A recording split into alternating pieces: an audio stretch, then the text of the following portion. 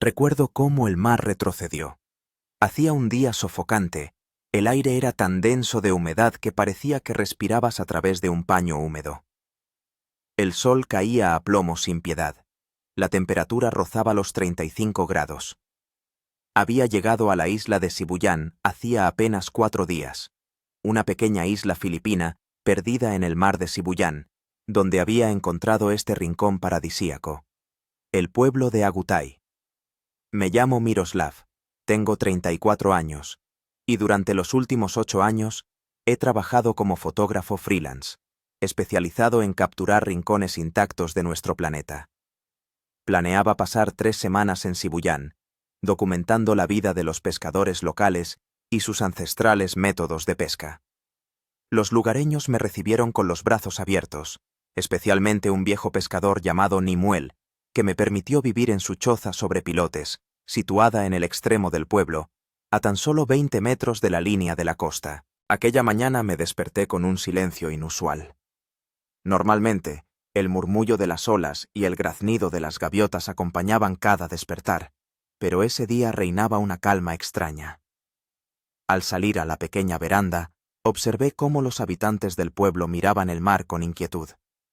El agua se había retirado casi 300 metros, dejando al descubierto el fondo marino, sembrado de corales, redes abandonadas y otros desechos marinos.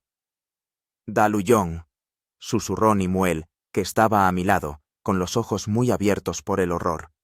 «¡Tsunami!». No fui consciente del peligro de inmediato. Mi mirada estaba fija en el horizonte, donde apareció una fina línea oscura. Crecía a cada segundo, transformándose en una pared de agua de la altura de un edificio de 3 pisos. «¡Corramos!», gritó Nimuel, agarrándome de la mano. «¡A las montañas! ¡Rápido!». Echamos a correr. A nuestro alrededor la gente gritaba. Las madres agarraban a sus hijos, los hombres abandonaban sus barcas. El pueblo se puso en movimiento, como un hormiguero perturbado. Agarré mi mochila con la cámara y los documentos, que siempre mantenía preparada, me la eché al hombro y corrí tras Nimuel. La tierra temblaba bajo mis pies. Miré hacia atrás y vi cómo la primera ola se estrellaba contra la costa. El sonido fue ensordecedor, como si un centenar de trenes de carga pasaran a toda velocidad sobre nosotros al mismo tiempo. El agua engullía todo a su paso. Chozas, barcas, palmeras, todo desaparecía en una masa espumosa que seguía avanzando. «¡Por aquí!». Nimuel me arrastraba hacia un sendero que conducía a la montaña. Corrimos por un estrecho sendero que serpenteaba entre los árboles. Tras nosotros crecía el estruendo de la destrucción. Volví a mirar atrás y vi cómo la ola engullía las últimas chozas del pueblo. La gente gritaba, algunos no llegaban a escapar. Vi cómo una joven con un niño en brazos desaparecía bajo la masa de agua. Subíamos cada vez más alto. Los pulmones me ardían, las piernas me flaqueaban, pero el miedo nos impulsaba hacia adelante. Nimuel, a pesar de sus 70 años, se movía con una velocidad asombrosa. Llegamos a una pequeña meseta cuando oí un crujido. Una enorme palmera, socavada por el agua, empezaba a caer justo sobre nosotros. «¡Cuidado!», grité, empujando a Nimuel a un lado. El árbol se desplomó entre nosotros, y al segundo siguiente sentí que la tierra se hundía bajo mis pies. Un deslizamiento de tierra, provocado por el agua y la caída del árbol, arrancó una parte de la ladera. Rodé cuesta abajo, agarrándome a arbustos y raíces, pero no pude detenerme. Lo último que vi fue el horror en los ojos de Nimuel, que extendía la mano hacia mí, pero no podía alcanzarme. El golpe contra el agua me sacó todo el aire. Me arrastró y me llevó, girando en un torbellino turbio. Luché, intentando salir a flote, pero el agua estaba por todas partes. No entendía dónde estaba arriba y dónde abajo. Mis pulmones se desgarraban por la falta de oxígeno. En un momento dado, me escupió a la superficie y respiré con dificultad, pero una nueva ola me cubrió por completo. Me golpeé contra algo duro, quizás un tronco de árbol o un trozo de barca. La vista se me nubló, pero el instinto de supervivencia me obligó a agarrarme a aquel objeto. Resultó ser el techo de una choza, arrancado por la ola. Estaba tumbado sobre él, apenas consciente de lo que ocurría, cuando la corriente me arrastró mar adentro. Lo último que recuerdo antes de perder el conocimiento es la inmensidad del agua a mi alrededor y ni una pizca de tierra en el horizonte. Cuando recobré el sentido, el sol ya se estaba poniendo. Estaba tumbado en mi balsa improvisada, empapado hasta los huesos, con un dolor pulsátil en la cabeza y en las costillas. Mi mochila, milagrosamente, seguía conmigo, aunque estaba completamente mojada. Alrededor, hasta donde alcanzaba la vista, se extendía el mar, ni un atisbo de tierra, ni rastro de otros supervivientes. Solo escombros flotando alrededor, testigos mudos de la catástrofe que se había llevado, posiblemente, cientos de vidas. Así comenzaron mis 72 días de lucha por la supervivencia en alta mar. 72 días que me cambiaron para siempre. Las primeras horas después del tsunami se fundieron para mí en una pesadilla interminable. Estaba tumbado en el techo de la choza, que se había convertido en mi balsa, y miraba al cielo, incapaz de creer lo que había sucedido. La cabeza me palpitaba de dolor, la boca se me había secado, y la piel de la cara y las manos ya empezaba a arder por el sol y el agua salada. Cuando pasó el primer shock, evalué mi situación. Mi balsa era un rectángulo de aproximadamente 2 por 3 metros, hecho con troncos de bambú atados con fibras de coco, con restos de hojas de palma en la parte superior. El típico tejado de una cabaña costera filipina, sorprendentemente robusto y flotante. La mochila, empapada hasta los huesos, seguía conmigo. Empecé a vaciar su contenido, extendiendo las cosas para que se secaran. Una cámara Canon 5D Mark IV, probablemente inservible por la salitre. 2 objetivos en estuches herméticos, que tal vez aún funcionaran. Una funda impermeable con documentos y tarjetas de crédito. Una navaja plegable con una hoja de 10 centímetros. Una brújula. Una botella de agua medio vacía. Un paquete de barritas energéticas. Protector solar. Un pequeño botiquín de primeros auxilios. Una linterna frontal. Una camiseta de repuesto y ropa interior. No era gran cosa para sobrevivir en alta mar, pero era mejor que nada.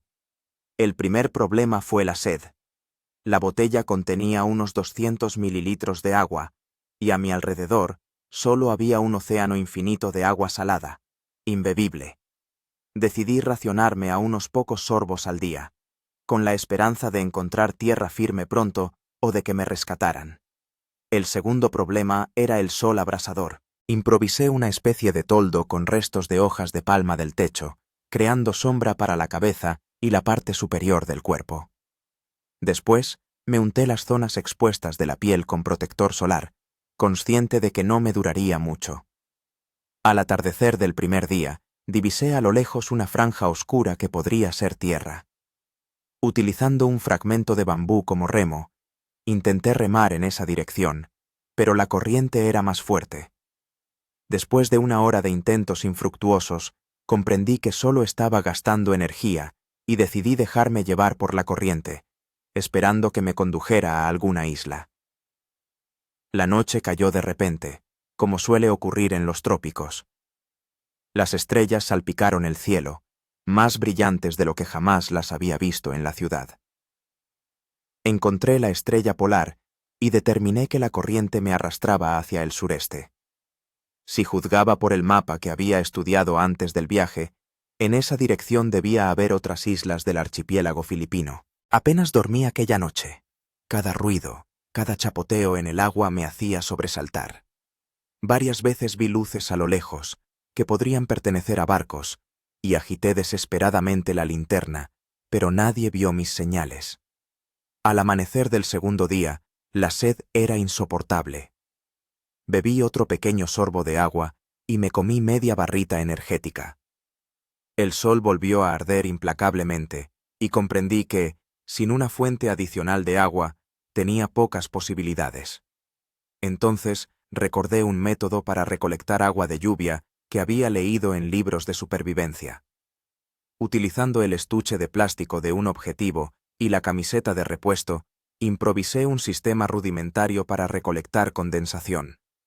Extendiendo la camiseta al sol, la cubrí con la funda de plástico, sujetando los bordes con piedras que encontré en las grietas del techo de bambú. Probablemente se usaban para darle peso.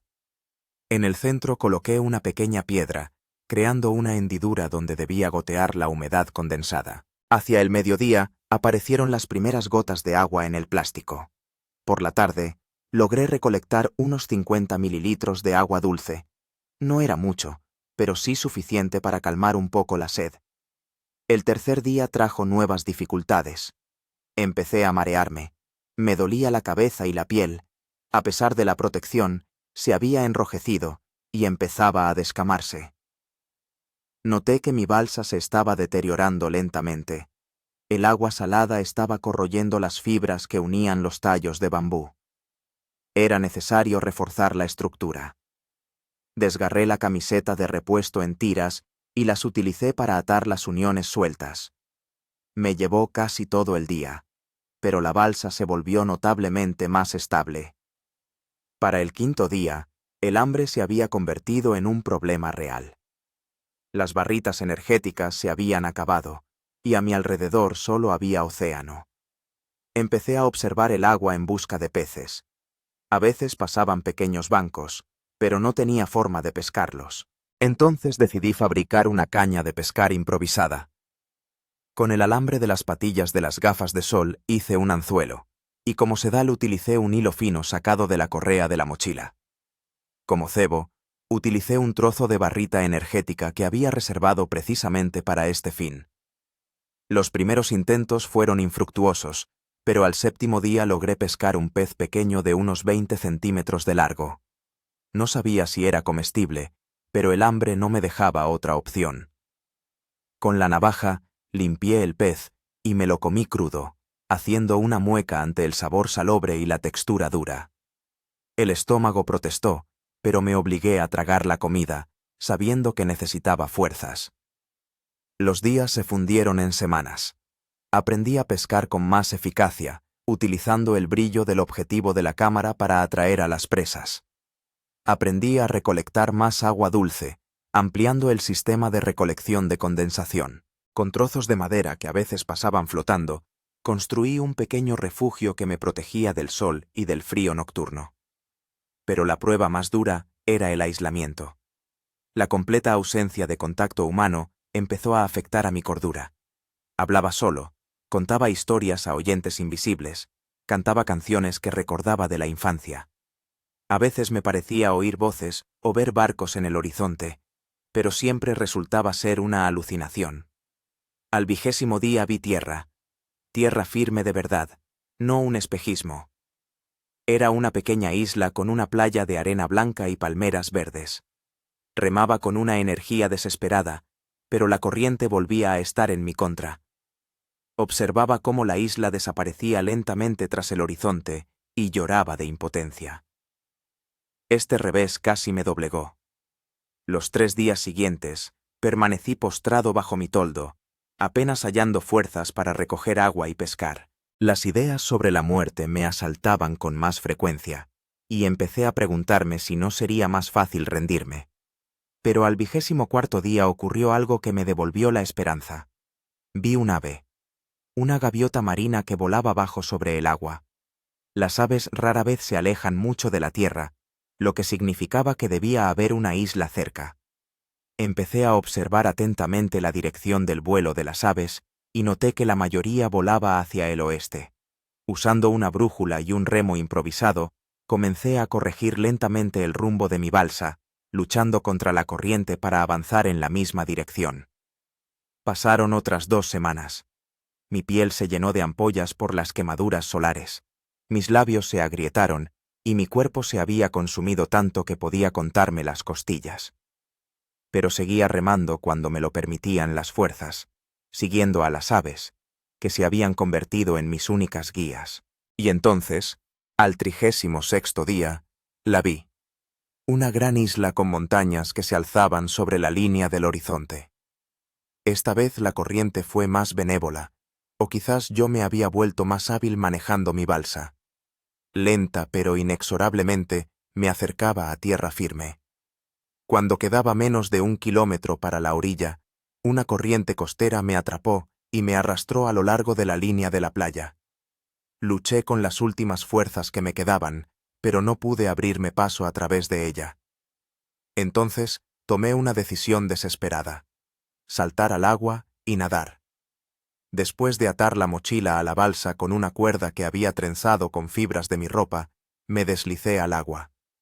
El océano estaba cálido, pero mis agotados músculos pronto empezaron a flaquear. Nadaba, arrastrando la balsa tras de mí, dando brazadas cortas y deteniéndome a menudo para recuperar el aliento. Los últimos 100 metros hasta la orilla fueron los más difíciles de mi vida. Cada movimiento dolía, mis pulmones ardían y mi visión se nublaba. Pero cuando mis pies finalmente tocaron el fondo arenoso, sentí una oleada de energía. Me arrastré hasta la orilla y me desplomé sobre la arena, demasiado exhausto para moverme más. Mi balsa, fiel compañera en este viaje de pesadilla, se balanceaba suavemente sobre las olas en la orilla. Lo último que recuerdo antes de perder el conocimiento es la sensación de la tierra firme bajo mi cuerpo y el pensamiento: he sobrevivido, he llegado a tierra. Pero aún no sabía que esto era solo el comienzo de mi lucha por la supervivencia. Me esperaban nuevas pruebas en esta isla desierta, que se convertiría en mi hogar durante los siguientes 36 días. Volví en mí sintiendo algo frío y húmedo en la cara. Al abrir los ojos, vi una ola que lamía mis pies. La marea había empezado a subir. El sol estaba alto en el cielo, lo que significaba que había permanecido inconsciente durante varias horas. Con gran dificultad me puse de pie y miré a mi alrededor. Frente a mí se extendía una playa de arena blanca de unos 30 metros de ancho, tras la cual comenzaban los matorrales de un bosque tropical. A lo lejos se elevaban montañas cubiertas de una densa vegetación. No se veían casas, ni humo de fogatas, ni ningún otro indicio de presencia humana. Lo primero que debía hacer era trasladar mi mochila y los restos de la balsa lejos del agua.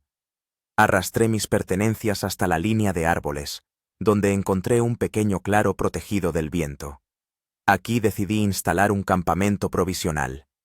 Mi organismo necesitaba agua, agua dulce, no ese líquido salobre que había estado recogiendo durante las últimas semanas.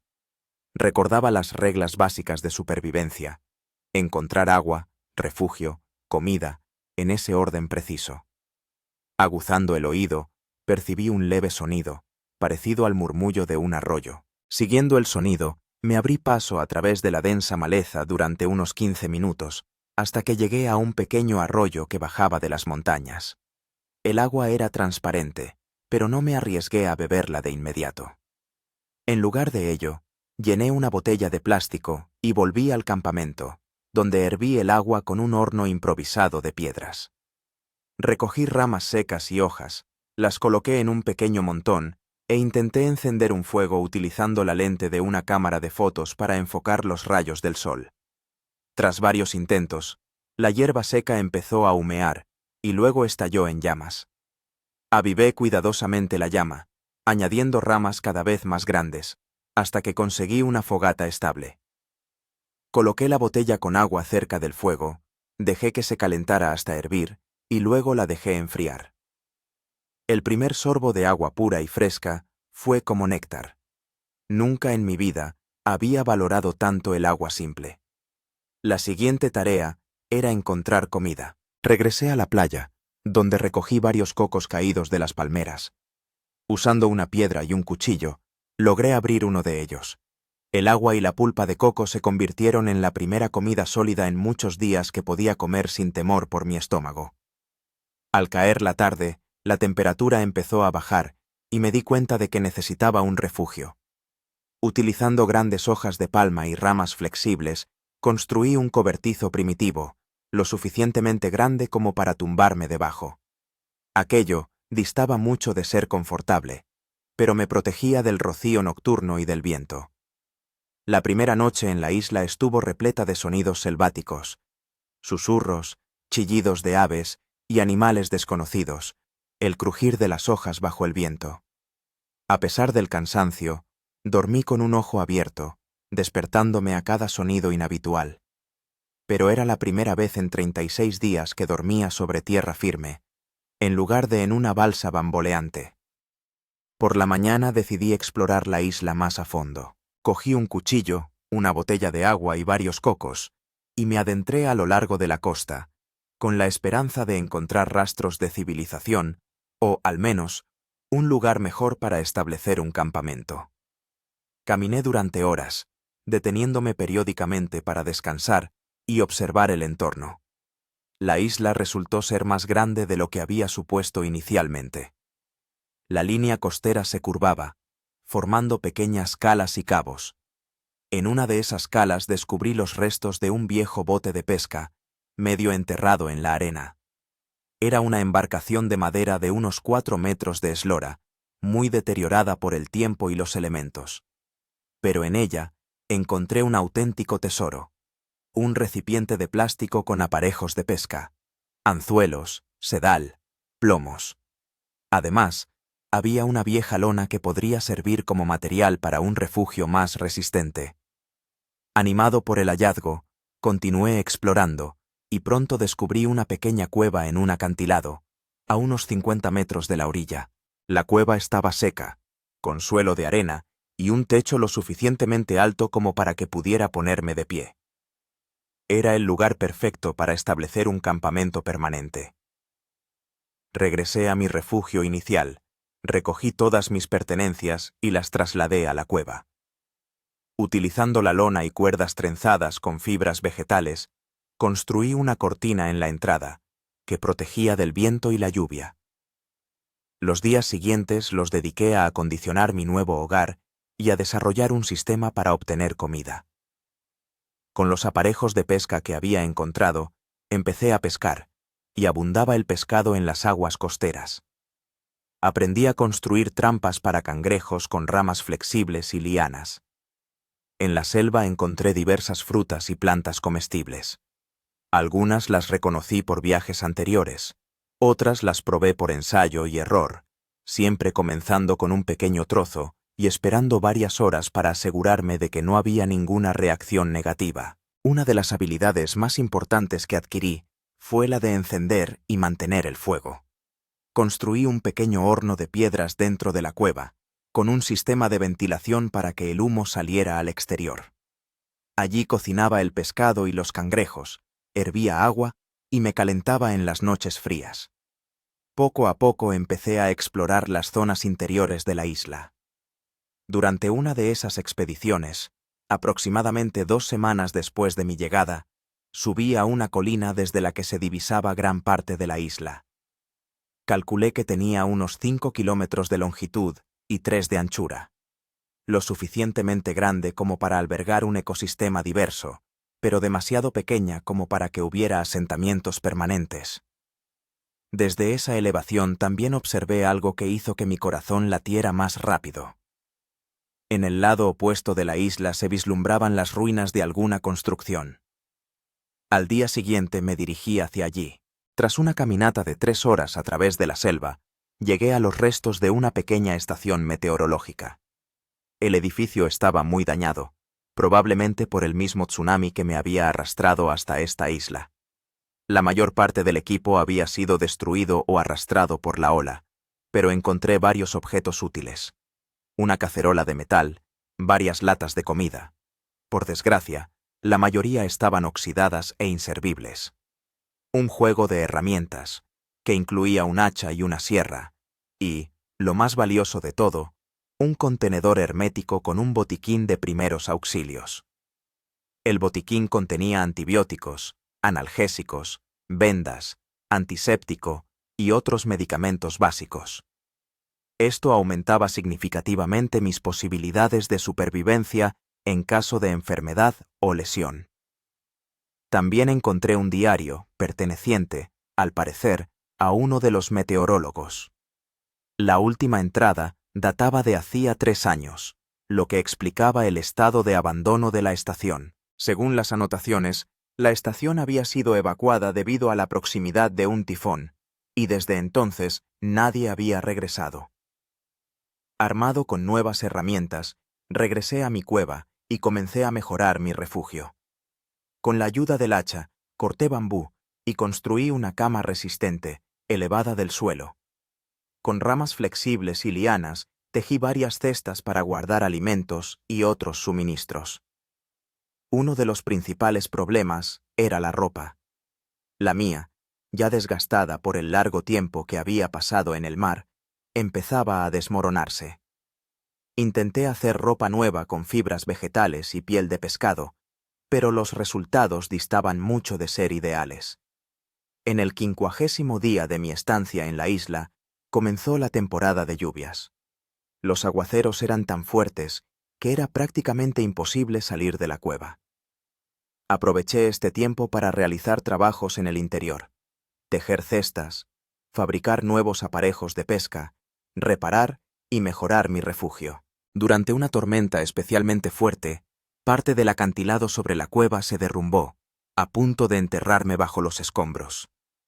Escapé con magulladuras leves, pero este incidente me hizo reflexionar sobre la seguridad de mi refugio. Decidí construir una vivienda más robusta a campo abierto. Tras elegir un claro cerca de la cueva, me puse manos a la obra con la construcción de una cabaña.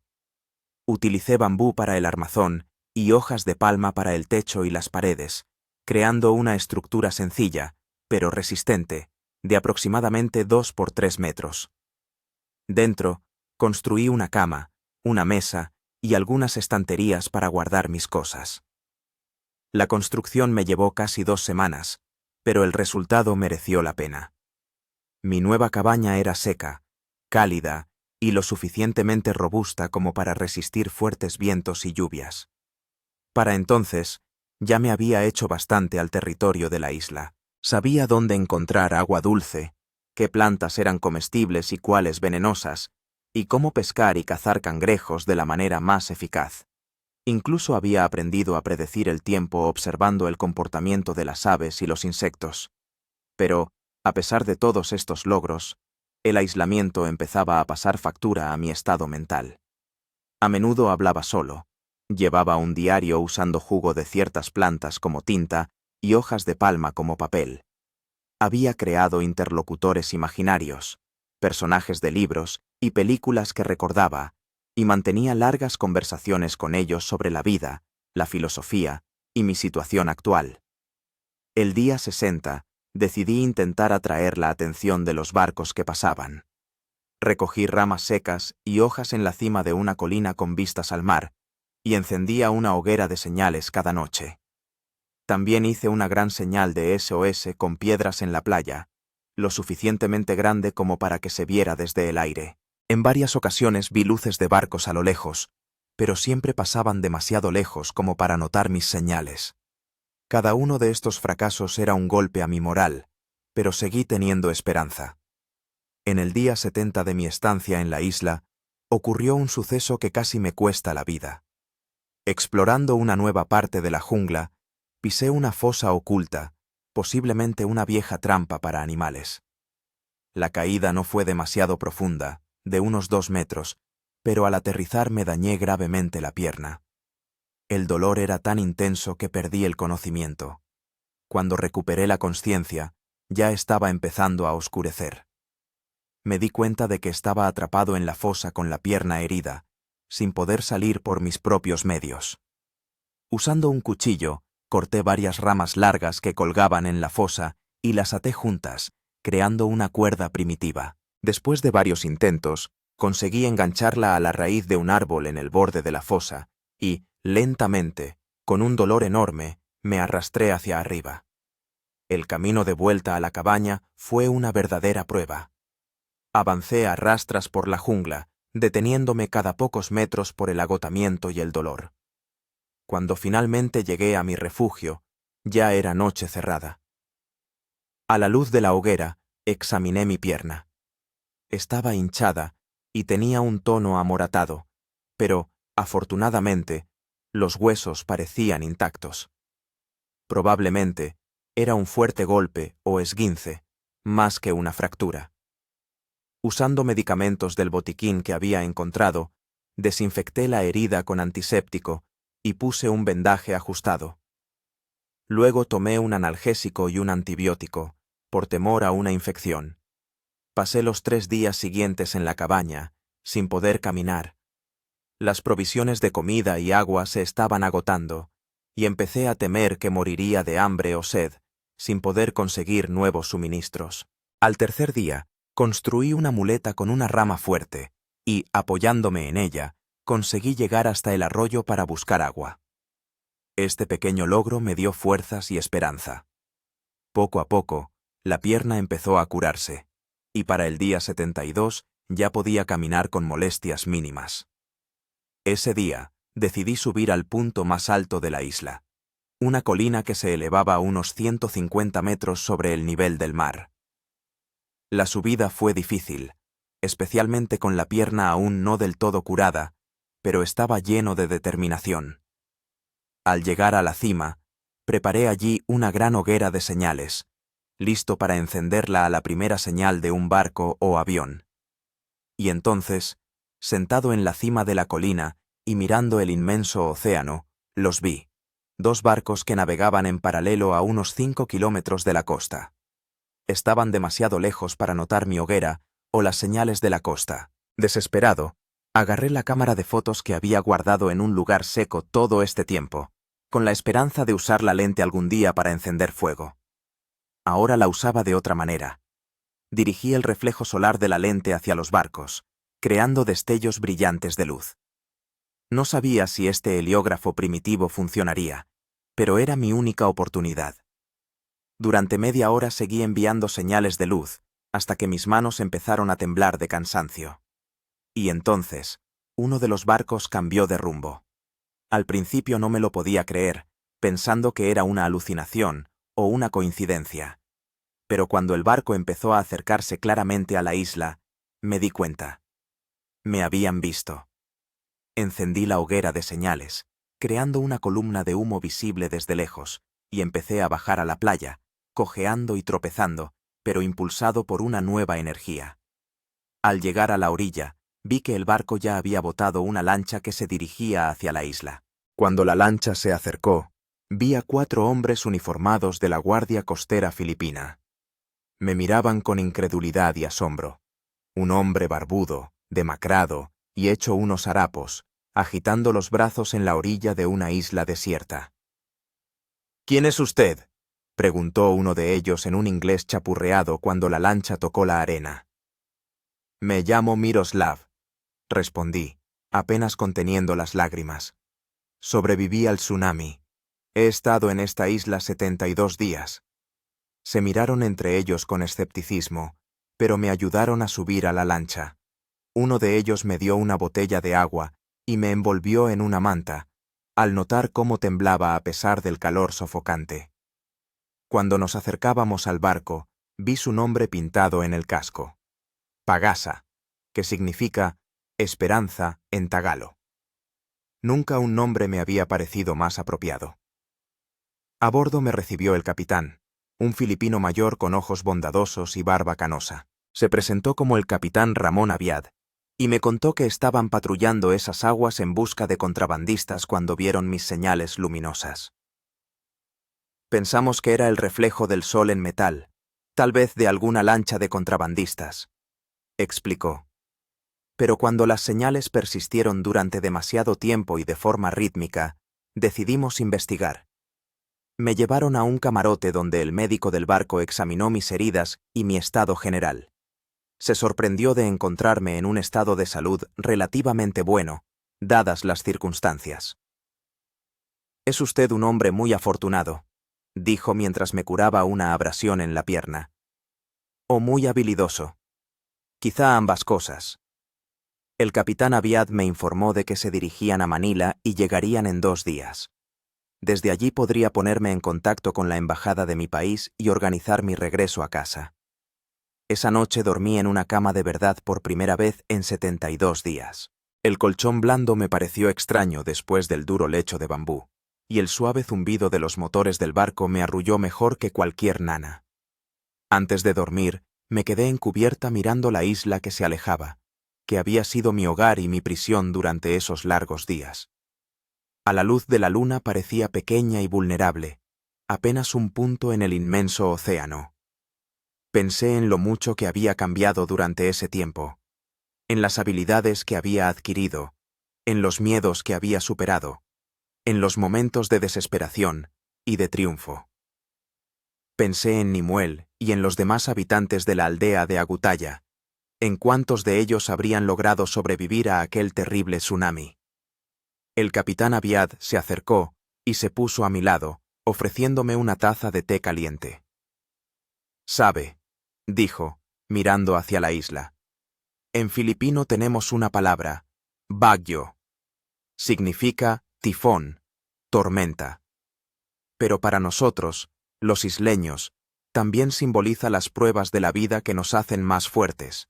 Usted ha sobrevivido a su bagyo, Miroslav, y ha salido más fuerte». Asentí, sintiendo la verdad en sus palabras. Los 72 días de lucha por la supervivencia me habían cambiado para siempre. Me habían enseñado a valorar lo que realmente importa y me habían demostrado de lo que soy capaz cuando no hay otra opción que sobrevivir. Con estos pensamientos, terminé mi té y me fui a dormir, sabiendo que, cualesquiera que fueran las pruebas que me esperasen, estaba preparado para afrontarlas con la nueva fuerza y sabiduría adquiridas en esos 72 días en la isla desierta. El regreso a la civilización resultó más complicado de lo que había imaginado. Después de 2 días en el barco Pagasa, llegamos a Manila, una metrópolis ruidosa y superpoblada que abrumó mis sentidos tras meses de aislamiento. El estruendo del tráfico, los olores de la comida callejera, las multitudes de gente. Todo se me vino encima como una avalancha, causándome mareos y ansiedad. El capitán Abiad me ayudó a ponerme en contacto con la embajada rusa, donde me recibieron con sorpresa y preocupación. Un joven funcionario consular llamado Artyom se hizo cargo de mi caso, organizando un examen médico, alojamiento temporal y documentos para mi regreso a casa. «Su historia es increíble», dijo, después de que le resumiera mis aventuras. «Seguramente es usted el único superviviente de aquella aldea». Sus palabras me helaron la sangre. «¿Qué quiere decir?», pregunté, aunque ya sabía la respuesta. Artyom me mostró artículos de noticias sobre el tsunami que había azotado Filipinas hacía 2 meses y medio. La aldea de Agutaya había sido completamente destruida.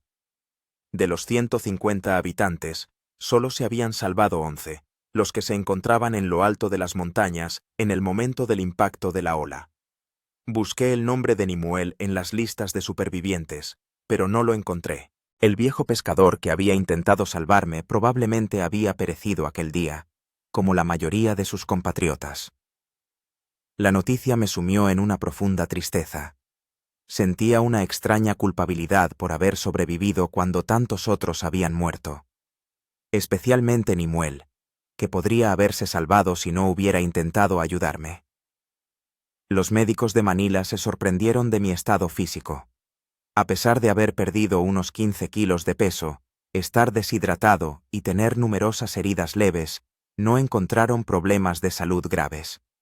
Mi pierna, dañada al caer en el agujero, se estaba curando bien, aunque los médicos dijeron que había tenido suerte de evitar una infección grave. «Ha demostrado una resistencia e ingenio asombrosos», dijo el médico jefe, revisando los resultados de las pruebas. «Muchos no habrían sobrevivido en esas condiciones ni una semana». 3 días después de llegar a Manila, por fin pude llamar a mis padres a Rusia. Al oír mi voz, mi madre rompió a llorar. Llevaban más de 2 meses dándome por muerto, después de recibir la noticia de mi desaparición durante el tsunami. «Incluso hicimos un funeral en tu memoria», dijo entre sollozos. «Tu padre se negaba a creer que hubieras muerto, pero todas las pruebas». Intenté tranquilizarlos, prometiéndoles que pronto volvería a casa. Pero incluso durante esa conversación sentí una extraña lejanía, como si se hubiera levantado un muro invisible entre mi vida anterior y yo. Por la noche de ese mismo día, estaba sentado en el balcón de la habitación del hotel, mirando las luces de Manila. La ciudad nunca dormía, palpitando constantemente con luces y sonidos. Echaba de menos la tranquilidad de mi isla, el cielo estrellado sin la bruma de la contaminación urbana, la sencillez de la vida, donde cada día tenía un propósito claro: sobrevivir. Artyom me invitó a cenar a un restaurante especializado en cocina rusa, pensando que añoraba la comida casera. Pero mi estómago, acostumbrado a la comida sencilla, pescado, fruta, cocos, no aceptó los pesados borscht y las chuletas. Estuve vomitando toda la noche, y el médico me explicó que mi organismo necesitaría tiempo para readaptarse a la dieta normal. Al quinto día en Manila, ocurrió algo que complicó aún más mi vuelta a la normalidad. Un periódico local publicó un artículo sobre el Robinson Crusoe ruso, como me llamaron, con una foto tomada en el puerto al bajar del barco. La historia se extendió rápidamente por los medios de comunicación filipinos y, posteriormente, por los internacionales. De repente, me convertí en una celebridad. Los periodistas asediaban el hotel donde me hospedaba, ofreciendo dinero por una entrevista exclusiva. Productores de televisión llamaban con propuestas para documentales. Las editoriales se interesaban en si quería escribir un libro sobre mi experiencia. Esta repentina fama fue más dura para mí que la vida en la isla desierta. Allí luchaba contra la naturaleza, aquí contra la curiosidad humana y la avidez por las noticias sensacionalistas. Rechacé las entrevistas y las ofertas, sintiendo que mi experiencia era demasiado personal, demasiado cruda para compartirla con el mundo. La única excepción fue un viejo periodista de un pequeño periódico filipino que se me acercó no con una grabadora, sino con una simple pregunta. ¿Qué le enseñaron estos 72 días? Reflexioné antes de responder. Me enseñaron que el ser humano es mucho más fuerte de lo que cree, que llevamos dentro instintos y conocimientos, durmiendo hasta que son necesarios, y que el verdadero valor de la vida se conoce solo cuando cada sorbo de agua, cada pedazo de comida, cada amanecer podría ser el último. El periodista asintió, sin anotar mis palabras, simplemente escuchando, y luego me contó que él mismo había sobrevivido 3 días en alta mar tras un naufragio, cuando era un joven marinero. Hablamos durante horas, compartiendo experiencias de supervivencia y cómo ésta cambia a la persona. Al 7º día en Manila, todos los documentos para mi regreso a Rusia estaban listos. Artyom me acompañó al aeropuerto, ayudándome a evitar a los periodistas, que de alguna manera se habían enterado de mi partida. «Se ha convertido usted en una verdadera estrella», sonrió al pasar por la zona VIP, evitando las terminales principales. Incluso me han llamado de canales de televisión rusos pidiéndome que organice una entrevista. Negué con la cabeza. No quiero ser una estrella, solo quiero volver a la normalidad. Pero incluso al pronunciar esas palabras, entendía que mi vida normal ya no volvería a ser la misma. El hombre que subía al avión con destino a Moscú no era el mismo fotógrafo despreocupado que había llegado a Filipinas 3 meses antes. El vuelo fue largo y agotador. El espacio cerrado del avión me provocaba claustrofobia, un efecto extraño después de meses al aire libre. No podía dormir, a pesar del cómodo asiento de clase business, cortesía de la aerolínea después de enterarse de mi historia. En lugar de dormir, miraba por la ventanilla las nubes y pensaba en mi isla. La llamé Bayo, por la palabra filipina que mencionó el capitán Aviad. En mi imaginación, seguía siendo como la había visto por última vez, un pequeño paraíso verde en medio del océano azul. La llegada a Moscú fue otro choque cultural. El frío de noviembre calaba hasta los huesos después del calor tropical de Filipinas. El ruido, el ajetreo, los edificios grises del aeropuerto, todo parecía ajeno y poco acogedor. Mis padres me recibieron con lágrimas en los ojos. Mi madre apenas me reconoció. Estaba delgado, con barba crecida, con la piel curtida y bronceada. Mi padre, normalmente contenido y estricto, Me abrazó tan fuerte que me dolió en las costillas. «Has vuelto», repetía, como un mantra. «De verdad has vuelto». En casa me esperaba mi habitación, intacta desde mi partida, y las fotos en las paredes, los libros en las estanterías, el ordenador en la mesa, todo estaba en su sitio, como esperando mi regreso. Pero me sentía un extraño entre estas cosas familiares. La primera noche en casa no pude dormir en mi cama. Era demasiado blanda, demasiado confortable tras meses durmiendo sobre un duro lecho de bambú. Al final, tuve que extender una manta en el suelo para poder conciliar el sueño. Los días siguientes estuvieron repletos de visitas a médicos, encuentros con amigos y familiares, e interminables preguntas sobre mi experiencia. Respondía brevemente, evitando los detalles, con la sensación de que nadie podía comprender verdaderamente por lo que había pasado. Mi viejo amigo Víctor, psicólogo de profesión, fue el único que no me exigió historias de supervivencia. En lugar de eso, me preguntó, «¿Cómo te sientes ahora?» No físicamente, sino emocionalmente. Me quedé pensativo, tratando de formular una respuesta. Siento que una parte de mí se quedó allí, en la isla, y una parte de la isla ahora siempre estará en mí. Víctor asintió. Es normal. Has vivido una experiencia traumática que te ha cambiado. Necesitarás tiempo para integrar esa experiencia en tu nueva identidad. Me propuso un tratamiento de terapia para ayudarme a adaptarme, y acepté, consciente de que no podría superarlo solo. 2 semanas después de regresar a Moscú, recibí una carta inesperada del capitán Abjad. Me escribió que había leído sobre mi historia en los periódicos y quería darme una noticia. El cuerpo de Nimue había sido encontrado e identificado entre las víctimas del tsunami. Lo habían enterrado en un pequeño cementerio en la ciudad de Roxas, el núcleo urbano más cercano al devastado pueblo de Agutaya. Esta noticia me provocó sentimientos contradictorios. Dolor por la confirmación de la muerte del hombre que había intentado salvarme, y una extraña sensación de alivio al saber con certeza qué había sucedido con él. Al final de la carta, el capitán añadió, «He oído que se niega a dar entrevistas y a tener publicidad. Entiendo su decisión. Algunas historias son demasiado sagradas para compartirlas con todo el mundo. Pero si alguna vez desea volver a Filipinas para visitar la tumba de Nimue o incluso su isla, hágamelo saber. Estaré encantado de ayudarle». Esta carta supuso un punto de inflexión en mi proceso de recuperación. Comprendí que debía encontrar una forma de honrar la memoria de Nimue y de los demás habitantes del pueblo que murieron en el tsunami. Y la mejor manera de hacerlo sería contar su historia, y mi historia, al mundo. Empecé a escribir. Al principio, solo eran notas, recuerdos de los días en la isla, de los métodos de supervivencia, de mis miedos y esperanzas.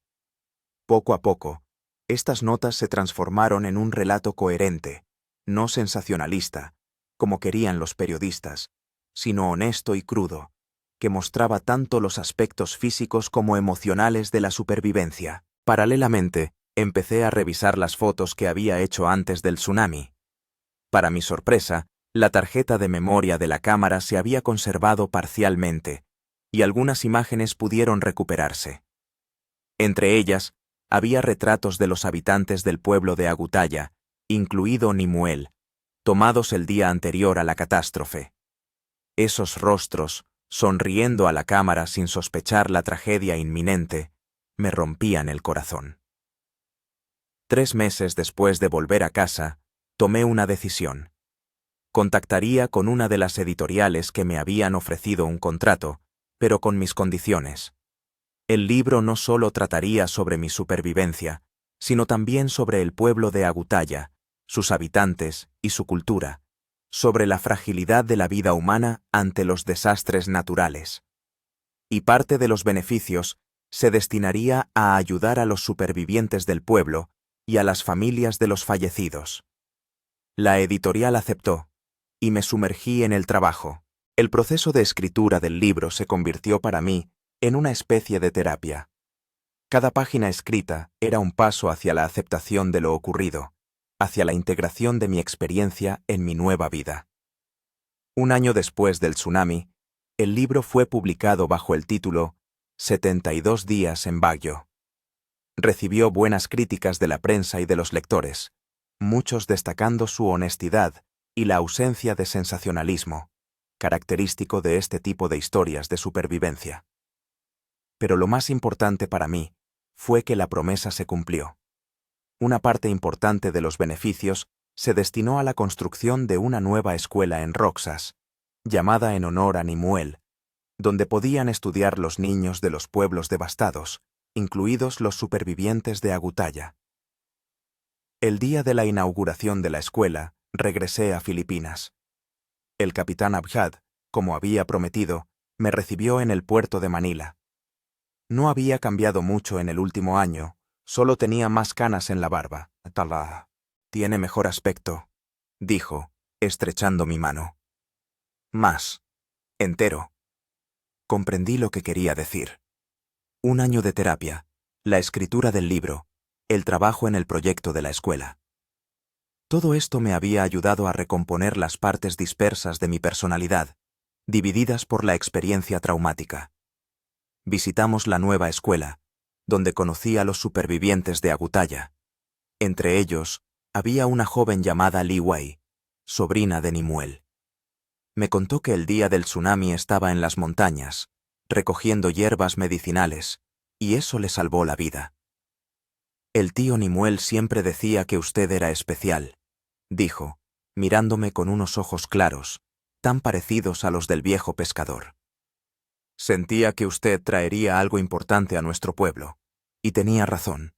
Gracias a usted, la memoria de nuestro pueblo y nuestra cultura seguirá viva. Después de la inauguración de la escuela, el capitán Abjad me propuso lo que en secreto había estado anhelando todo el año. ¿Quiere visitar su isla? Puedo llevarlo allí en un Pégaso. De todos modos, vamos a patrullar esa zona en los próximos días. Acepté sin dudarlo. 2 días después, nos acercamos a la isla Baguio. Se veía exactamente como la recordaba, un oasis verde en medio del océano azul. Cuando la lancha se acercó a la costa, sentí una extraña emoción, como si volviera a casa después de una larga ausencia. Aterrizamos en la misma playa donde me arrastró la corriente un año atrás. Inmediatamente me dirigí al lugar donde estaba mi cabaña. Para mi sorpresa, todavía estaba allí, aunque el techo se había derrumbado parcialmente y las paredes estaban cubiertas de enredaderas. Por dentro, todo seguía casi intacto. La cama de bambú, la mesa, los estantes hechos a mano. En uno de ellos encontré mi primitivo diario, hojas de palma con inscripciones descoloridas por el tiempo, hechas con savia vegetal. Pasé todo el día en la isla, mostrándole al capitán Abjad los lugares que se habían convertido en parte de mi historia. El arroyo donde recogía agua dulce, la colina desde donde enviaba señales, la cueva que me sirvió de primer refugio. Cuando el sol empezó a ponerse, encendimos una fogata en la playa. No una señal, sino una normal, para calentarnos y hacernos compañía. Sentado junto al fuego, le conté al capitán historias que no estaban en el libro. Sobre los momentos de desesperación, cuando estuve a punto de rendirme. Sobre las extrañas alucinaciones provocadas por la soledad y el agotamiento. Sobre la fuerza interior que descubrí en mí en las horas más oscuras. «Sabe», dijo el capitán, mirando las llamas, «en nuestra cultura existe la creencia de que el lugar donde una persona luchó y venció se vuelve sagrado para ella. Le da fuerza cuando regresa allí». Asentí, sintiendo la verdad en sus palabras. Esta isla, que podría haber sido mi tumba, en cambio, se había convertido en el lugar de mi renacimiento. Aquí perdí mi antigua identidad y encontré una nueva, más fuerte, más sabia, más consciente. Antes de partir, dejé un pequeño monumento conmemorativo en la playa. Piedras colocadas en forma de círculo, con los nombres de Nimue y otros habitantes de Agutaya que recordaba. Fue mi manera de honrar su memoria y agradecer a la isla por darme la oportunidad de sobrevivir. Cuando la lancha se alejó de la costa, no miré hacia atrás. Sabía que una parte de mí siempre estaría aquí, en este pequeño pedazo de tierra en medio del mar de Filipinas. Pero también sabía que ya no estaba atado a este lugar por el miedo o el trauma. Sobreviví. Conté mi historia. Honré la memoria de los que se perdieron, y ahora estaba listo para seguir adelante, llevando conmigo las lecciones que me habían enseñado esos 72 días de lucha por la vida. Mientras regresaba al barco, miraba las estrellas, tan brillantes como en aquellas noches en las que eran mis únicos compañeros. Pero ahora veía en ellas no solo puntos de referencia de navegación o testigos silenciosos de mi soledad. Veía en ellas un recordatorio de que incluso en la más profunda oscuridad hay una luz que indica el camino a casa. El regreso a Moscú después de visitar la isla Baguio marcó el comienzo de una nueva etapa en mi vida. Ya no me sentía dividido entre dos mundos, mi vida anterior y la experiencia de supervivencia. Ahora estas partes finalmente comenzaban a fusionarse en un todo. El éxito del libro 72 días en Baguio superó todas las expectativas. Fue traducido a 12 idiomas y recibió varios premios literarios. Los editores insistieron en una continuación, pero sentí que había dicho todo lo que quería decir en el primer libro. En cambio, decidí volver a la fotografía, pero con un nuevo enfoque. Ahora no me interesaban solo los paisajes hermosos o los lugares exóticos, sino las historias de las personas que viven en armonía con la naturaleza, sus conocimientos tradicionales y métodos de supervivencia, que el mundo moderno corre el riesgo de perder. Mi primera expedición en esta nueva faceta fue a Siberia, con los pastores de Reno Sebenkis. Pasé 3 meses con ellos, documentando su estilo de vida nómada, sus tradiciones y su lucha por preservar su cultura en un mundo cambiante.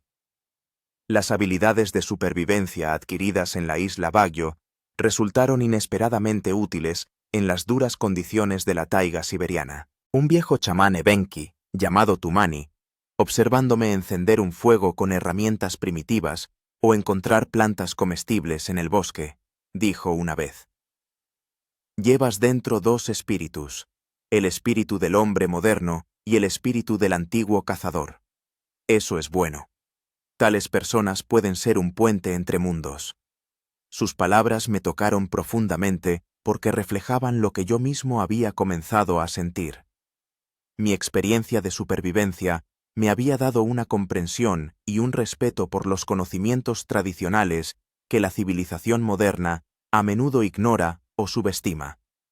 Después de Siberia, siguieron otras expediciones, a los indios de la selva amazónica, a los beduinos del desierto arábigo, a los inuit de las regiones árticas. En todas partes encontré puntos en común en los métodos de supervivencia, adaptados a diferentes condiciones extremas, y en todas partes conocí a personas cuya sabiduría y conocimientos merecían ser preservados y difundidos. Las fotografías y los relatos de estas expediciones se publicaron en importantes revistas y publicaciones en línea, llamando la atención sobre los problemas de las culturas en peligro de extinción y los conocimientos tradicionales. También empecé a impartir charlas y talleres sobre técnicas básicas de supervivencia, adaptados para la vida en la ciudad. 3 años después de mi rescate de la isla Baguio, recibí una invitación que cambió el rumbo de mi trabajo. Una organización internacional de protección del medio ambiente me propuso presentar una serie documental sobre el impacto del cambio climático en las comunidades costeras de todo el mundo. El proyecto se llamaba Al Límite y se centraba en estados insulares y pueblos costeros que ya estaban lidiando con las consecuencias de la subida del nivel del mar, el aumento de la intensidad de las tormentas y otros cambios climáticos. Naturalmente, uno de los primeros lugares que teníamos que visitar eran las Filipinas. De vuelta en Manila para filmar el primer episodio, me puse en contacto con el capitán Aviad, que para entonces ya se había jubilado, pero seguía viviendo en un pueblo costero cerca de la capital. Él aceptó ser nuestro consultor y guía durante el rodaje. La situación empeora año tras año, me dijo mientras planeábamos la ruta. Los tifones son más fuertes, las mareas más altas. Muchas de las islas que conocí de joven ya están sumergidas o a punto de desaparecer. Comenzamos a filmar en la reconstruida aldea de Agutaya, que ahora se encontraba más alejada de la costa y más arriba en las montañas. Muchos supervivientes habían regresado y construido nuevas casas, más sólidas y mejor protegidas de los elementos. La escuela, construida con los fondos de mi libro, se había convertido en el centro de la comunidad. Li Wei, la sobrina de Nimuel, trabajaba ahora como maestra en esa escuela. Me enseñó la clase, donde en la pared colgaba un mapa del mundo con marcados los lugares que había visitado desde mi rescate. A los niños les encanta seguir tus viajes, dijo con una sonrisa. Para ellos eres una especie de héroe, un hombre que sobrevivió en el mar y volvió para ayudarnos. Me sentía incómodo con ese estatus, pero me conmovía que mi historia inspirara a una nueva generación. Durante el rodaje, visitamos varias islas devastadas por tsunamis y otros desastres naturales. Hablamos con pescadores cuyas capturas se habían reducido debido a los cambios en las rutas migratorias de los peces, provocados por el calentamiento del océano. Vimos pueblos que habían tenido que ser trasladados más lejos de la costa debido a la erosión del suelo y al aumento del nivel del mar. Pero también encontramos ejemplos asombrosos de adaptación y resistencia. En una de las islas, los habitantes habían desarrollado un sistema de huertos flotantes que les permitía cultivar verduras incluso cuando estaban inundados. En otra, habían creado una red de alerta temprana de tormentas inminentes, utilizando una mezcla de tecnología moderna y conocimientos tradicionales sobre los signos del tiempo. La culminación de nuestra expedición filipina fue el regreso a la isla Baguio. Esta vez llegamos no solo con el equipo de filmación, sino también con un equipo de científicos, biólogos, geólogos, climatólogos, que querían estudiar esta isla deshabitada como un ejemplo de ecosistema intacto.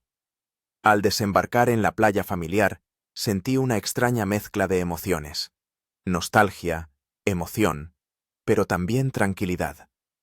La isla no había cambiado en los años transcurridos. Mi cabaña se había derrumbado por completo, pero el círculo de piedras que había colocado en memoria de los habitantes de Agutaya permanecía intacto. Mientras los científicos realizaban sus investigaciones y los operadores filmaban las bellezas de la isla, me fui a dar un paseo en solitario por los lugares que una vez fueron mi hogar y mi campo de batalla por la supervivencia. Subí a la colina desde la que una vez había enviado señales a mis rescatadores y me senté allí, mirando al océano. El capitán Abiad me encontró allí unas horas después. «¿En qué piensas?», preguntó, sentándose a mi lado. «En cómo han cambiado las cosas», respondí, «y en cómo algunas cosas permanecen igual». Nos quedamos en silencio, mirando el horizonte, donde el cielo se fundía con el mar en una sola línea azul. «¿Sabes?», dijo finalmente el capitán. «Nuestros científicos han hecho un descubrimiento interesante. Esta isla es en realidad la cima de una montaña submarina, y según sus cálculos, si el nivel del mar sigue subiendo al ritmo actual, dentro de 50 años podría desaparecer por completo bajo el agua». Esta noticia me impactó más de lo que esperaba. La idea de que el lugar que tanto significaba para mí pudiera simplemente dejar de existir provocó un dolor casi físico. «¿Qué podemos hacer?», pregunté, sin dirigirme a nadie en particular.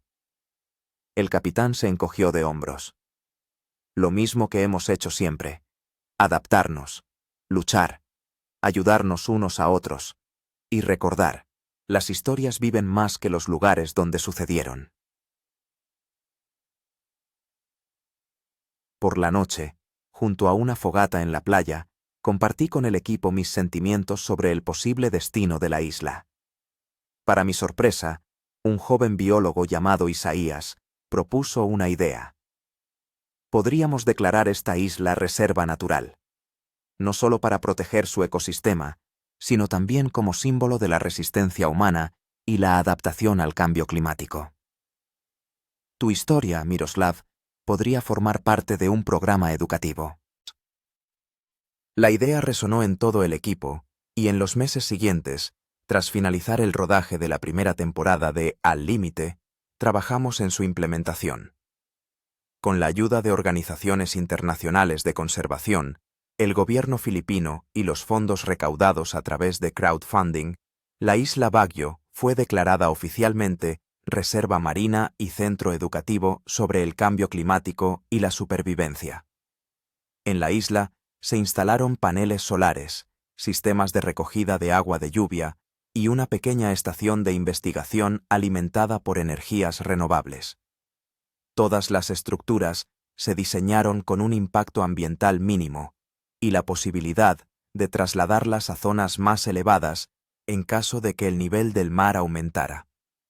También creamos un tour virtual por la isla, disponible online, con un mapa interactivo que señalaba los lugares clave de mi historia de supervivencia y explicaba las características ecológicas de la isla.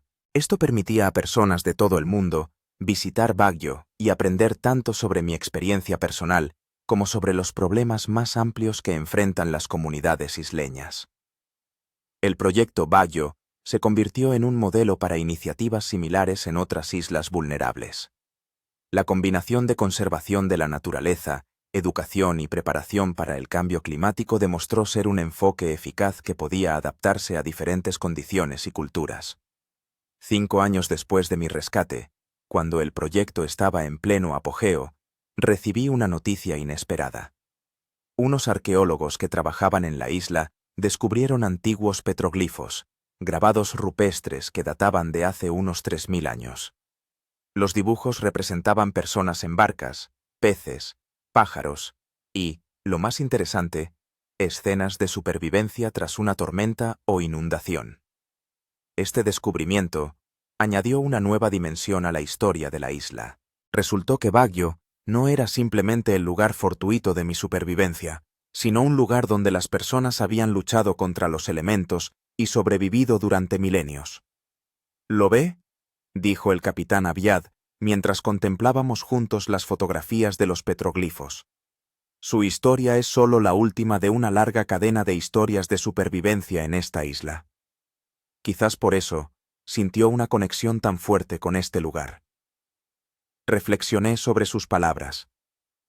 ¿Existía realmente algún hilo invisible que me uniera a aquellos antiguos navegantes que también lucharon por la vida en este pedazo de tierra?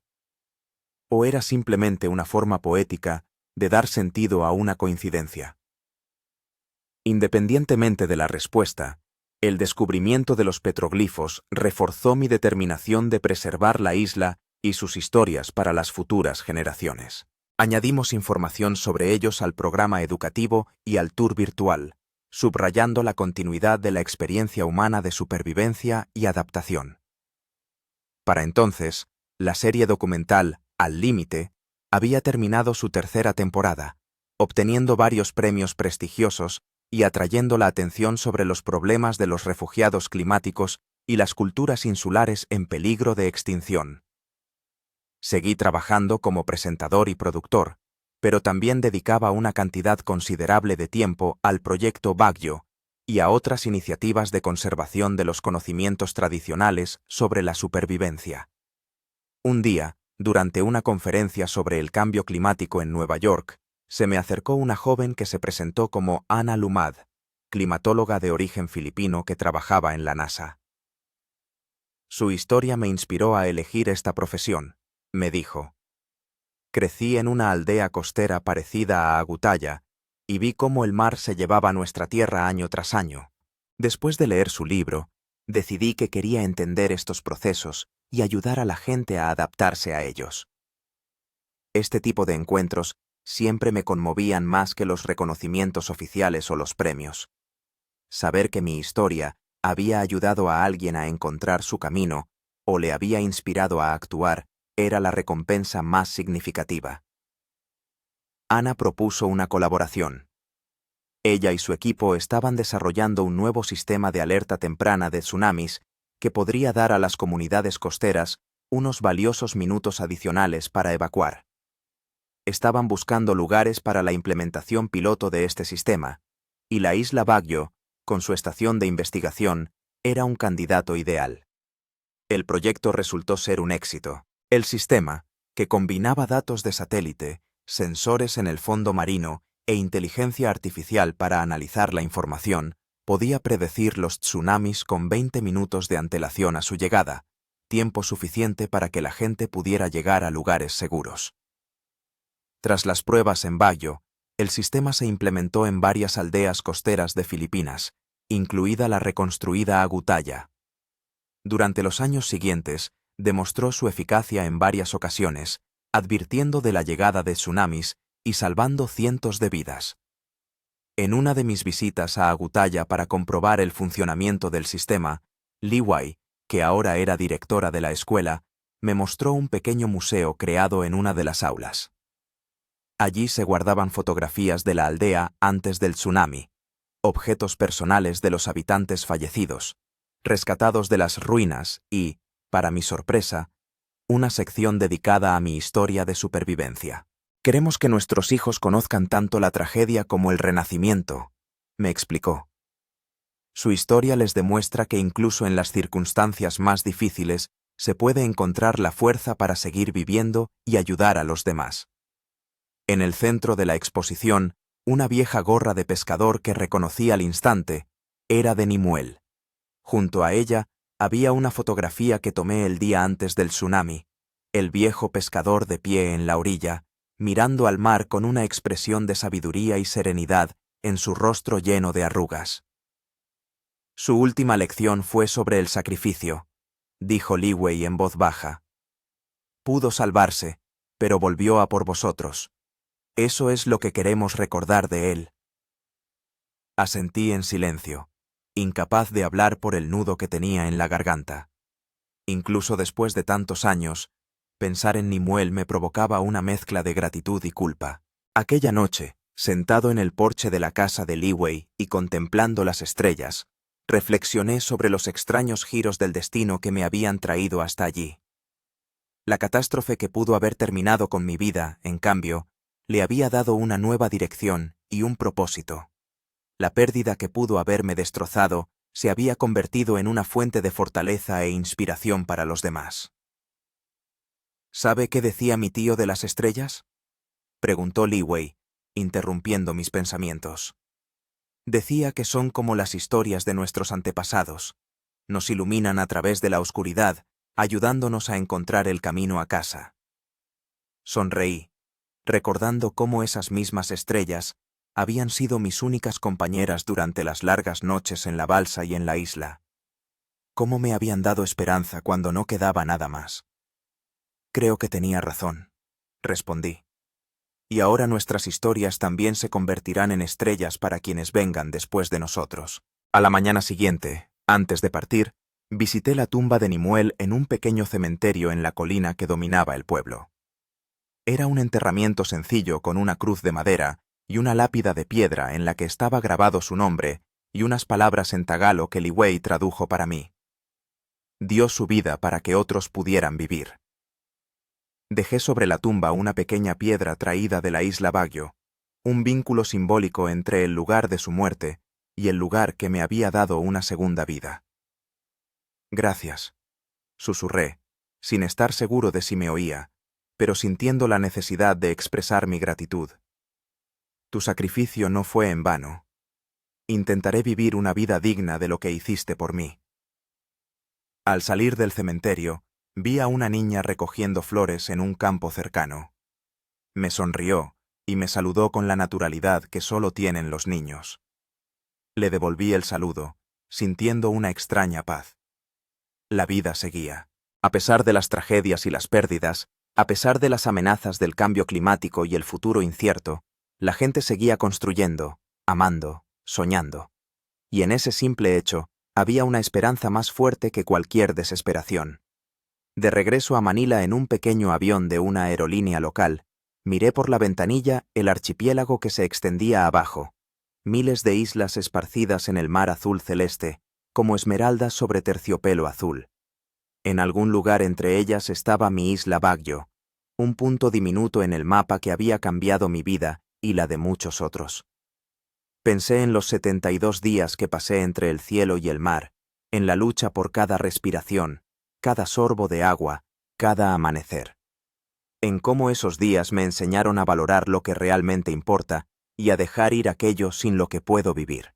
Y supe que, cualesquiera que fueran los desafíos que me esperaban, personales o globales, las lecciones de Baguio permanecerían conmigo.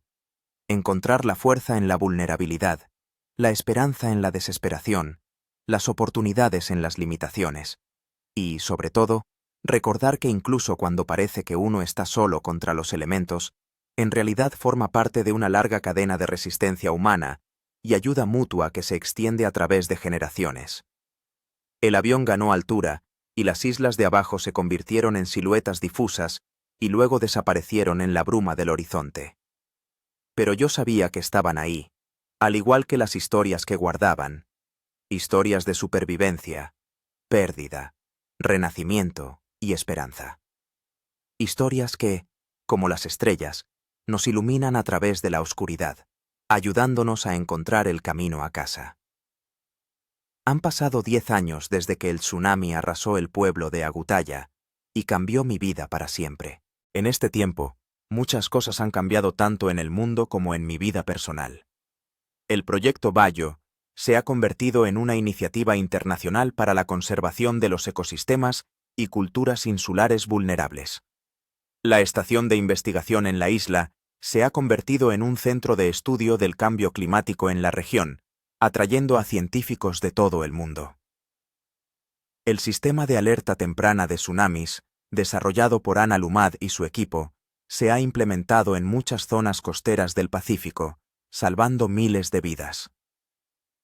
Mi carrera también ha evolucionado en nuevas direcciones.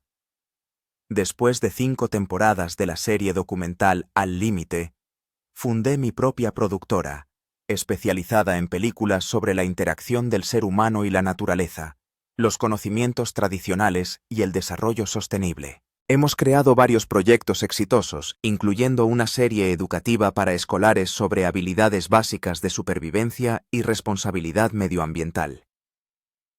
En mi vida personal, se han producido cambios aún más significativos. Durante una de las expediciones a Alaska, conocí a Sayana, una etnógrafa que estudiaba los conocimientos tradicionales de los pueblos indígenas sobre la supervivencia en condiciones extremas. Nuestra colaboración profesional se convirtió en algo más, y 2 años después nos casamos. Nos nació un hijo al que llamamos Nimuel, en honor a un viejo pescador filipino que sacrificó su vida intentando salvarme. Ese nombre se convirtió en un puente entre el pasado y el futuro, entre la tragedia y la esperanza. Mi familia y yo vivíamos en una pequeña casa en las afueras de Moscú, pero viajábamos mucho por trabajo, intentando mostrarle a nuestro hijo diferentes rincones del mundo y enseñarle a respetar y comprender diversas culturas y ecosistemas. Cuando Nimuel cumplió 5 años, decidimos llevarlo a su primer viaje importante, a Filipinas, para mostrarle los lugares que habían jugado un papel tan importante en mi vida. Nuestro viaje comenzó en Manila, donde nos reunimos con el capitán Avillad, que ahora tenía más de 80 años, pero aún conservaba la claridad mental y la energía. Se emocionó al saber el nombre de mi hijo y le regaló una pequeña barca tallada, hecha con sus propias manos. «Para que siempre encuentre el camino a casa», dijo el viejo marinero, entregándole el regalo. Desde Manila nos dirigimos a Roxas y de allí a la aldea restaurada de Agutaya. Con el paso de los años, la aldea se había convertido en una comunidad próspera que combinaba el estilo de vida tradicional con la tecnología moderna. Paneles solares en los tejados de las casas, sistemas de recogida de agua de lluvia, conexión a Internet vía satélite. Todo ello permitía a los habitantes vivir cómodamente sin perder el contacto con sus raíces. Liu Wei, ahora una mujer ya no tan joven con canas, seguía dirigiendo la escuela, que con los años se había expandido y se había convertido en un centro educativo para toda la región. Se alegró de conocer a mi familia, y especialmente al pequeño Nimuel, en quien, según ella, veía rasgos de su tío. «Tiene los mismos ojos», dijo, mirando a mi hijo. «Ojos que ven más allá de la superficie de las cosas». Pasamos una semana en Agutaya, familiarizándonos con la vida de la aldea y sus habitantes. Nimue rápidamente se hizo amigo de los niños locales, a pesar de la barrera del idioma. Le enseñaron a pescar con métodos tradicionales, a tejer cestas con hojas de palma y a reconocer plantas comestibles en la jungla. Sayana, como etnógrafa, quedó fascinada por la mezcla de tradición e innovación que representaba la Agutaya moderna. Pasaba horas conversando con los ancianos de la aldea, grabando sus historias y conocimientos, que podrían perderse para las futuras generaciones. El punto culminante de nuestra estancia en Agutaya fue una ceremonia dedicada al 10º aniversario del tsunami y al renacimiento de la aldea. Los habitantes se reunieron en la nueva plaza, construida en el punto más alto del asentamiento, desde donde se podía ver el mar. Allí se erigió un monumento con los nombres de todos los que murieron en la catástrofe. Durante la ceremonia, me pidieron que diera un discurso, de pie frente a la gente que había perdido tanto, pero que había encontrado la fuerza para empezar de nuevo. Sentí una enorme responsabilidad y gratitud. Hace 10 años, comencé. El mar les arrebató sus casas, sus seres queridos, su vida cotidiana. A mí me arrebató la ilusión de tener el control sobre mi destino y me mostró lo frágil que puede ser la vida humana. Pero también nos dio una lección de resistencia, adaptación y ayuda mutua. Al mirar a su aldea hoy, veo no solo la reconstrucción de lo que se perdió, sino la creación de algo nuevo y mejor, una comunidad que recuerda su pasado, pero mira con valentía hacia el futuro. Después de la ceremonia, mi familia y yo nos dirigimos a la isla de Baguio. Con el paso de los años, la estación de investigación se había expandido, pero la mayor parte de la isla permanecía intacta, conservando su belleza natural y su aislamiento. El director de la estación, un joven ecólogo filipino llamado Raymond, nos hizo una visita guiada, mostrándonos los últimos proyectos de investigación y las mejoras de la infraestructura. Particularmente impresionante fue el nuevo sistema de monitoreo del nivel del mar, que rastreaba los cambios alrededor de la isla con una precisión milimétrica. Desafortunadamente, las previsiones se están confirmando, dijo Raymond, mostrando gráficos en la computadora. En los últimos 10 años, el nivel del mar alrededor de la isla ha subido 12 centímetros. Si la tendencia actual continúa, en 30 o 40 años, durante las mareas altas, el agua llegará al lugar donde ahora se encuentra la estación. Esta noticia fue amarga, pero no inesperada.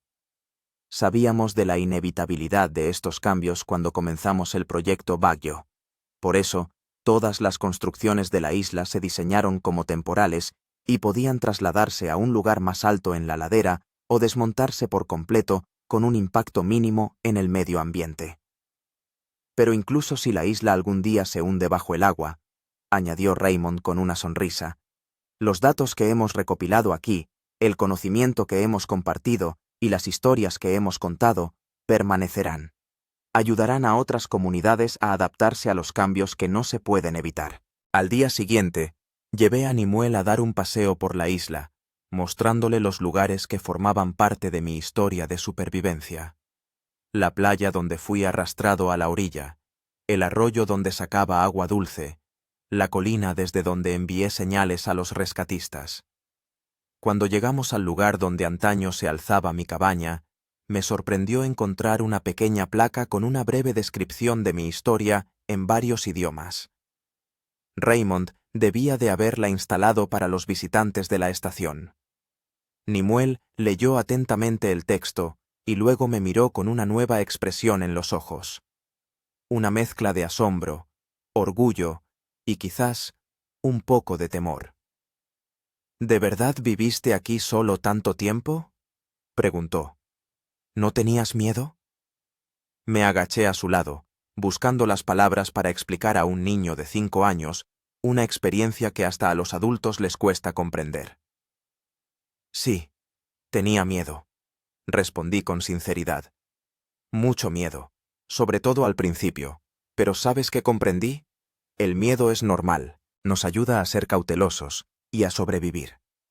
Lo importante es no dejar que el miedo te paralice, sino utilizarlo como una señal de que hay que actuar. Nimue reflexionó sobre mis palabras y luego preguntó: ¿podrías volver a sobrevivir aquí si tuvieras que hacerlo? Sonreí. Creo que sí. ¿Y sabes por qué? Porque ahora tengo conocimientos y experiencia. Sé qué se puede comer, cómo construir un refugio, cómo obtener agua. Pero, sobre todo, sé que puedo superar las dificultades, porque ya lo he hecho antes. Pasamos el resto del día explorando la isla y recogiendo conchas en la playa. Por la noche, cuando Nimue se quedó dormido en nuestra habitación de la estación de investigación, Sayana y yo estábamos sentados en el porche, contemplando el cielo estrellado y escuchando el murmullo de las olas. Es extraño pensar que algún día este lugar podría desaparecer, dijo ella en voz baja. Que todos estos árboles, playas y colinas simplemente se hundirán bajo el agua. Asentí. Sí, es triste. Pero, ¿sabes qué he comprendido a lo largo de estos años? Los lugares cambian, desaparecen, se transforman. Es un proceso natural. Pero las historias relacionadas con ellos perduran más tiempo. Se transmiten de generación en generación, inspiran, enseñan, conectan a las personas a través del tiempo y el espacio. Sayana me tomó de la mano. Como la historia del viejo pescador Nimue que le contaste a nuestro hijo, vivirá en él, incluso cuando nosotros ya no estemos. Exactamente. Estuve de acuerdo.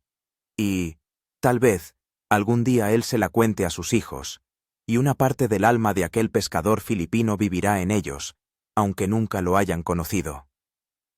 Guardamos silencio, absortos en nuestros pensamientos, hasta que Sayana preguntó: si pudieras volver al pasado, al día en que llegó el tsunami, ¿cambiarías algo? Reflexioné largamente sobre esta pregunta. Por supuesto, me gustaría haber salvado a Nimue y a los demás habitantes del pueblo.